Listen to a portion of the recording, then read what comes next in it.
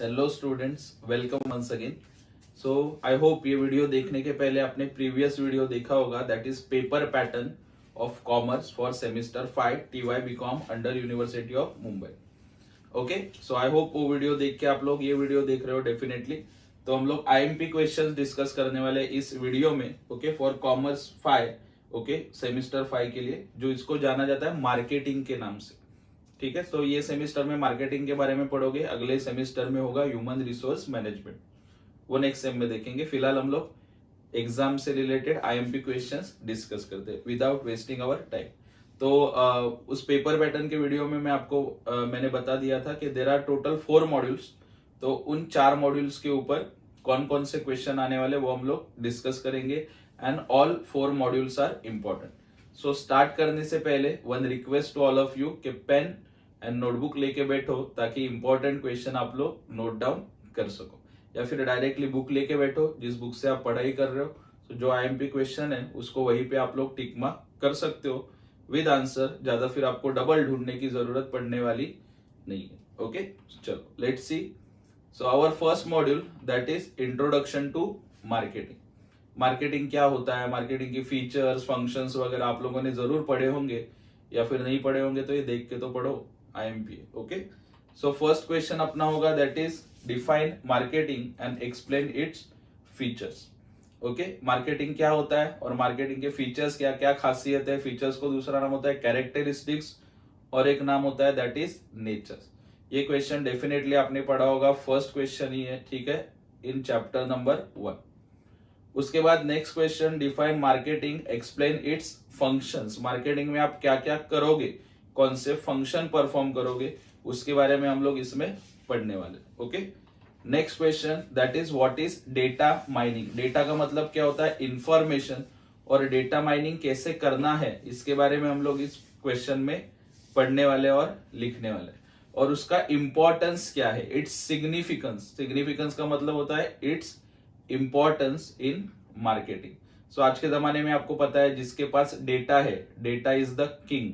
सो जिसके पास इंफॉर्मेशन होगा वो अच्छे से मार्केटिंग कर सकता है। सो डिटेल में लिखना है, सिर्फ पढ़ के आप लोग लिख सकते हो। Next point number 4, question number 4 that is components of MIS। MIS means marketing information system. Okay, अभी इसके ऊपर लॉन्ग आंसर भी आ सकता है या फिर शॉर्ट नोट भी आ सकता है। Number 5 that is explain the term market segmentation. Segmentation का मतलब आपको पता होगा, लोग डिवाइड करते हैं मार्केट को, ठीक है। What are the basis of market segmentation. अगर आपको मार्केट को सेगमेंट करना है, ओके, डिवाइड करना है, तो उस सेगमेंट के लिए आप कौन सा बेस यूज करोगे, ओके, कौन सा लॉजिक लगा के, ओके, कौन से बेसिस पे आप वो मार्केट का सेगमेंटेशन करने वाले हो, इसके बारे में आपको लिखना पड़ेगा।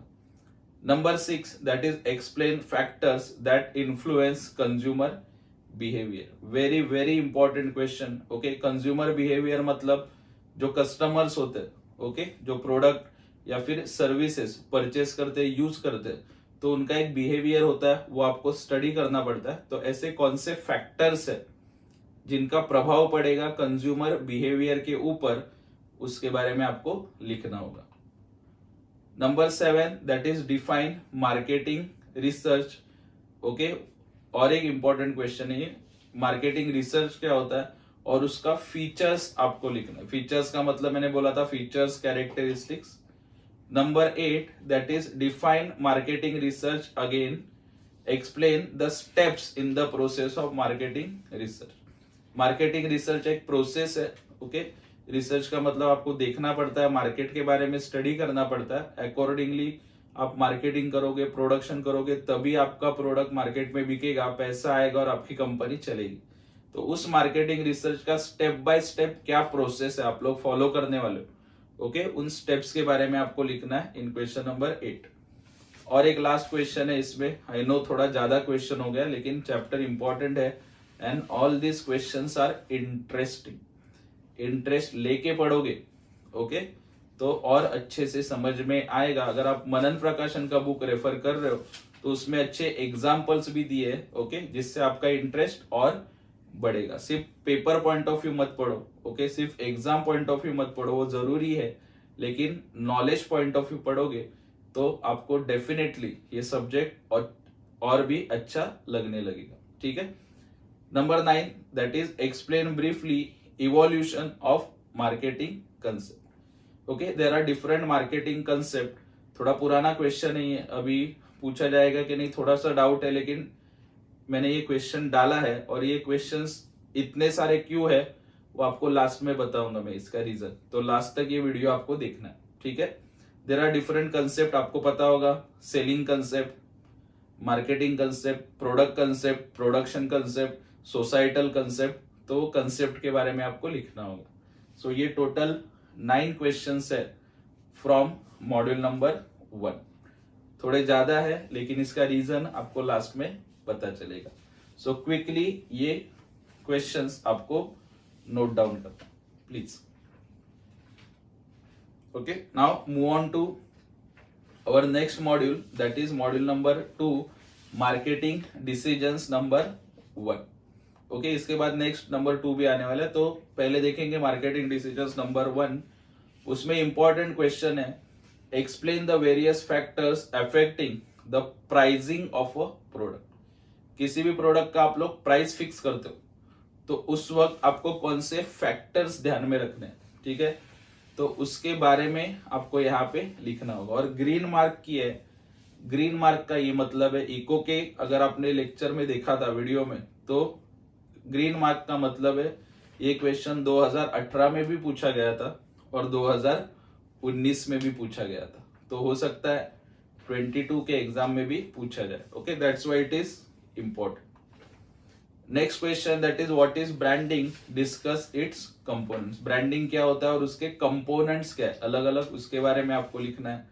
Number 3, explain brand equity and factors influencing brand equity. Okay, brand equity क्या होता है और ब्रांड इक्विटी बनने के लिए कौन से फैक्टर्स जिम्मेदार है, ओके, उसके बारे में आपको लिखना है। Number 4, explain different stages of product life cycle. ये फेवरेट्स टॉपिक है मेरा तो एटलीस्ट। ओके, एक बार पढ़ोगे समझ में आ जाता है। प्रोडक्ट लाइफ साइकिल क्या होता है, जैसे अपना लाइफ साइकिल होता है, हम लोग छोटे होते हैं, फिर थोड़े बड़े हो जाते हैं, ठीक है, फिर और थोड़े यंग हो जाते हैं, फिर बूढ़े हो जाते हैं। वैसे प्रोडक्ट का भी होता है introduction stage, growth stage, maturity stage and decline stage, तो उसके बारे में आपको लिखना होगा। ठीक है, और अलग अलग स्टेज में मैनेजमेंट क्या डिसीजंस लेती है, तो उसके बारे में भी आपको लिखना होगा।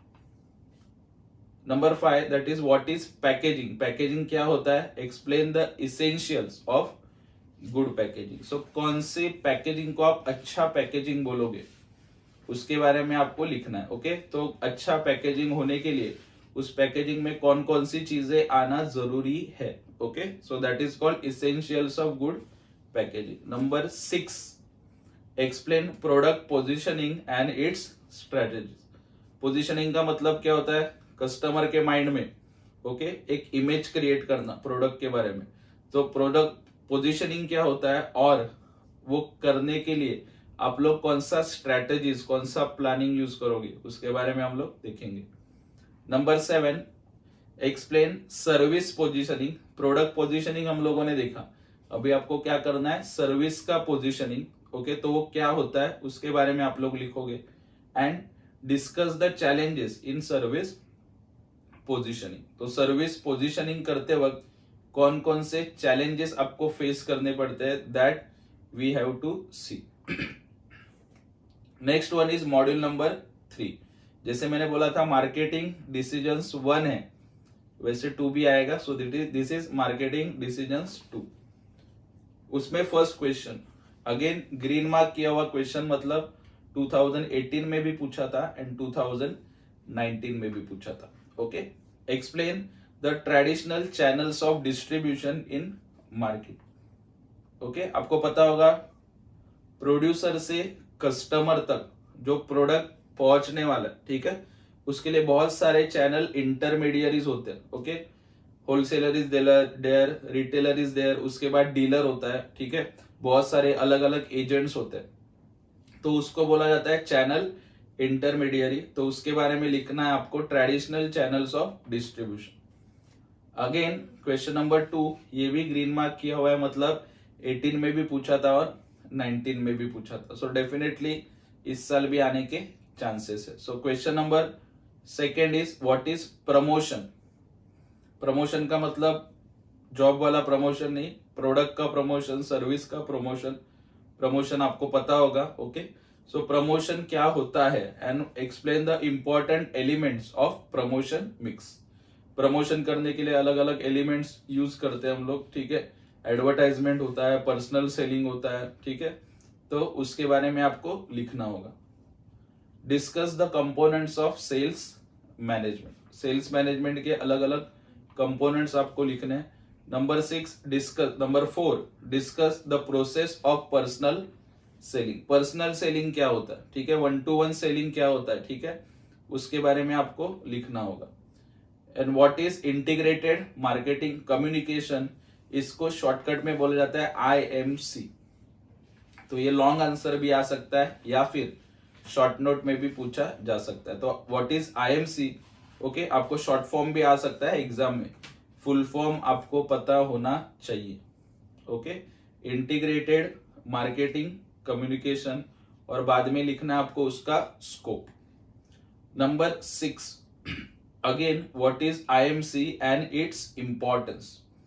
ओके, IMC क्या होता है और वो क्यों जरूरी है, वो आपको लिखना होगा। Number 7 that is what is supply chain management. इसका भी शॉर्ट फॉर्म आ सकता है, SCM उसको बोलते हैं, ठीक है। तो सप्लाई चेन मैनेजमेंट क्या होता है एंड एक्सप्लेन इट्स कंपोनेंट्स। तो उसमें कौन कौन से कंपोनेंट्स इन्वॉल्व है, सप्लाई चेन मैनेजमेंट बनता कैसे है, उसके बारे में आपको लिखना होगा। So these are questions from module number 3 that is marketing decisions 2। Please note down.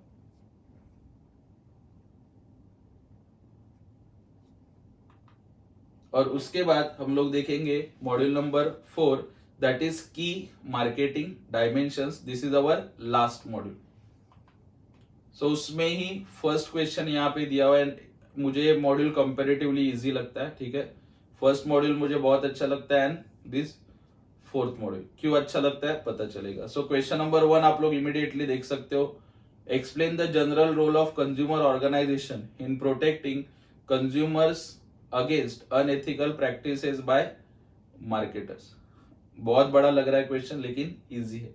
जो डिफरेंट कंज्यूमर ऑर्गेनाइजेशंस होती है, ओके, आपको पता होगा देयर आर डिफरेंट ग्राहक पंचायत एंड ऑल, ठीक है। तो वो कंज्यूमर के राइट्स का प्रोटेक्शन करने के लिए जो मार्केटर्स होते हैं वो गलत एडवर्टाइजमेंट करके, ओके, जैसे आपको पता होगा ऐसा एडवर्टाइजमेंट दिखाते हैं कि कोई इंसान थोड़ा अच्छा नहीं दिख रहा था, उसने क्रीम लगाया, वो एकदम से सुंदर हो गया, लेकिन ऐसा प्रैक्टिकली होता नहीं है। तो ऐसा अगर कोई कस्टमर्स को फूल बनाने की कोशिश कर रहा है, ठीक है, तो उसके अगेंस्ट एक्शन लेने के लिए ये कंज्यूमर ऑर्गेनाइजेशन क्या करेगा वो आपको लिखना है।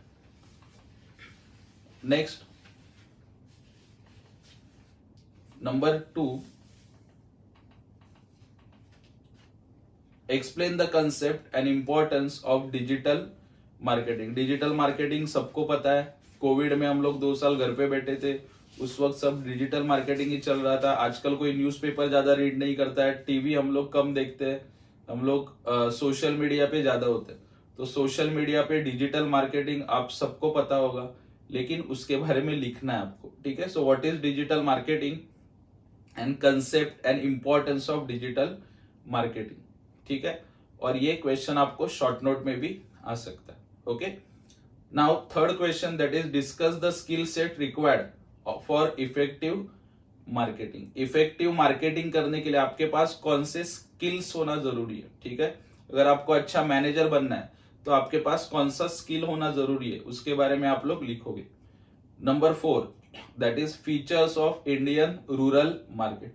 रूरल मतलब गांव का मार्केट, ओके, विलेज एरिया में जो मार्केटिंग चलता है, ठीक है, उसके बारे में आप लोग लिखोगे। Number 5 careers in marketing in 21st century. जो आज की 21वीं सदी चालू है, ओके, चल रही है, उसमें मार्केटिंग के लिए कौन से अपॉर्चुनिटीज अवेलेबल है उसके बारे में आपको लिखना है। Number 6 explain the concept and importance of green marketing. So now what is green marketing, आपको पता होगा this is environment friendly, okay, तो उसका कंसेप्ट क्या है एंड इंपॉर्टेंस क्या है उसके बारे में आप लोग लिखोगे। सो ये क्वेश्चन नंबर 6 जो है वो आपको आ सकता है लॉन्ग आंसर के लिए या फिर शॉर्ट नोट्स के लिए, दैट इज ग्रीन मार्केटिंग। उसके बाद हम लोग देखेंगे question number 7, that is factors contributing to success of brands in India. India में जो ब्रांड सक्सेसफुल हुए तो उनके पीछे कौन से फैक्टर्स रिस्पॉन्सिबल है उसके बारे में आप लोग लिखोगे। Question number 8, that is last question, expected question from module number 4, that is unethical practices in marketing. जैसे मैंने एक प्रीवियस एग्जांपल में आपको बोला था, क्रीम का एग्जांपल दिया था, तो ऐसी कौन सी अनएथिकल प्रैक्टिसेस मार्केटर्स यूज करते हैं ताकि वो कस्टमर को फूल बना सके, तो उसके बारे में आपको लिखना है। अगेन ये क्वेश्चन जो है चांसेस है कि आपको लॉन्ग आंसर में भी आ सकता है या फिर शॉर्ट नोट्स में भी आ सकता है। So these are 8 questions from module number 4, please write down. Okay, so हम लोगों ने टोटल 4 मॉड्यूल्स देखे और नियर अबाउट जो मैंने काउंट किया था, so there are about 29 to 30 questions. और मैंने आपको बोला था ये इतना क्वेश्चन क्यों, ये इसका रीजन मैं आपको लास्ट में बताने वाला हूँ।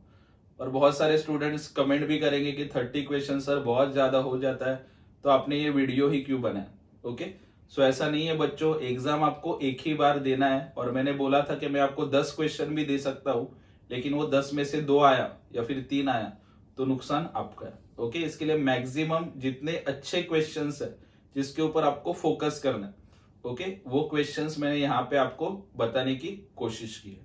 सो ये 30 क्वेश्चन अगर आप अच्छे से कर लेते हो तो आपका पेपर छूटने वाला नहीं, आप मैक्सिमम पेपर अटेम्प्ट कर पाओगे। दूसरी बात, ये क्वेश्चन सब अगर आप लोग एक बार भी पढ़ लेते हो, रट्टा मत मारो। कॉमर्स में रट्टा मारने की जरूरत नहीं है। Okay, it is different from economics. Economics थोड़ा हाई लेवल का सब्जेक्ट है, दिमाग में जल्दी से कुछ जाता नहीं है, टेक्निकल वर्ड्स यूज करने पड़ते हैं। लेकिन कॉमर्स अपने डेली रूटीन वाला सब्जेक्ट है। ओके, अगर आपको कंसेप्ट समझ में आ गया, मारा थापा कायपन, ठीक है, सिर्फ पॉइंट्स राइट आना चाहिए। ठीक है, पॉइंट लिखोगे, उसमें अपने मर्जी से अगर आप लोग एक्सप्लेनेशन लिखोगे, नो डाउट वो एक्सप्लेनेशन ऐसा होना चाहिए कि पेपर चेक करने वाले को पेपर चेक करने के बाद ओके कुछ मानसिक पीड़ा ना हो, ओके, उसका दिमागी संतुलन ना बिगड़े, ये ध्यान में रखना। गाना मत लिखो, मूवी का स्टोरी मत लिखो, जो आपको पता है ईमानदारी से लिखो, नहीं पता है तो मत लिखो। ओके, एटलीस्ट सब क्वेश्चंस अगर एक बार गो थ्रू कर लोगे, ओके, तो भी डेफिनेटली आपको एग्जाम में कुछ ना कुछ तो याद आ जाएगा, ईमानदारी से पढ़ाई करोगे तो। और ये मैं फिर से बोल रहा हूं, आपका पासिंग है 40। अगर आप ऐसे सोचते हो कि 50 मार्क का पेपर लिखने के बाद आपको 40 मार्क्स मिलेगा, तो ऐसा होता नहीं है। तो 40 मार्क्स के लिए कम से कम आपको 80 मार्क्स का पेपर तो अटेम्प्ट करना ही पड़ेगा। ओके, सो डबल पेपर अटेम्प्ट करोगे तो चांसेस है। और थ्योरी पेपर में कोई भी आउट ऑफ मार्क्स देता नहीं है। That's why it is very very important कि ये सभी 30 क्वेश्चंस एक बार गो थ्रू कर लेना। कुछ भी आपको डाउट है तो आप लोग कमेंट सेक्शन में लिख सकते हो, और आप लोग विजिट कर सकते हो हमारा YouTube channel, that is Bagwe sir's Gyandeep commerce classes for all videos. Okay, अगर आपको थ्योरी में कुछ डाउट है, अगर आपको प्रैक्टिकल सब्जेक्ट अकाउंटेंसी टैक्सेशन में कुछ डाउट है, okay, if you are from BCom, BAF, BBI, BMS, MCom, अगर आपको एमबीए करना है, लॉ करना है, ओके, या फिर गवर्नमेंट एग्जाम्स देनी है, तो आप डेफिनेटली हमारा चैनल फॉलो कर सकते हो for latest update and to upgrade your knowledge. Okay, so इसी के साथ थैंक यू सो मच, चलते हैं हम लोग एंड मिलेंगे आपसे नेक्स्ट वीडियो में। All the very best.